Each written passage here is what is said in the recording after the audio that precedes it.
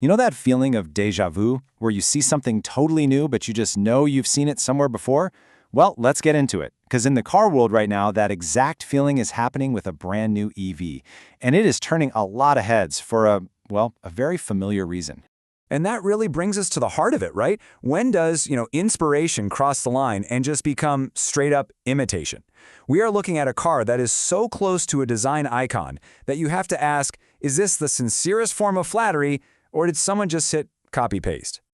Okay, so in one corner, we've got the Porsche Taycan. I mean, this thing is a benchmark for electric performance. It's a total icon of German engineering and prestige. And then, in the other corner, you have this newcomer, the SAIC Z7. It's a joint project between the Chinese auto giant SAIC and the tech behemoth Huawei. So, you've got the established legend versus the brand new challenger. All right, so just how similar are we talking here? I mean, we're not just talking about a passing resemblance. No. Let's really break this down. Let's look at the evidence, side by side. And wow, the similarities are incredibly specific. We're not talking about a general shape here. Look at the glasshouse profile, the shape of the windows. Then there's that vented detail on the front fender. Even the trapezoidal headlights with those 4-point running lights? Come on. And of course, you've got the full-width taillight bar. It doesn't stop there. Even the wheels look like a direct tribute to Porsche's Mission E concept design. It's uncanny. And hey, don't just take my word for it. The experts over at drive.com.au, they put it, well, pretty bluntly. They said, it feels almost like designed by photocopier. When you hear a phrase like that, you know it's not subtle. It's a powerful way to put it, and it really gets to the heart of the whole thing. So you gotta wonder, how does a car like this even come to be? Well, it's not as simple as one car company just deciding to build it. It's actually the result of a really interesting partnership, a team-up between a huge tech company and an established automaker. And this right here is the key to the whole story. It's called the Harmony Intelligent Mobility Alliance, or HEMA for short.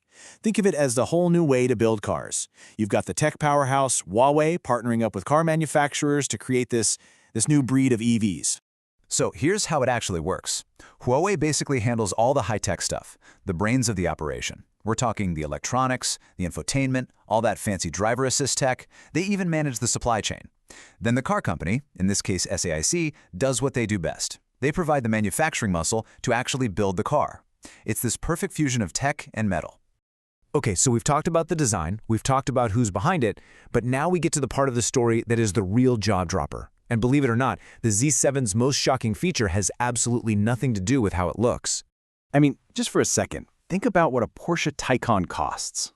You're paying for that badge, for decades of engineering, heritage, all of it. That's a premium price tag. The Z7, though, yeah, it's playing a completely different game.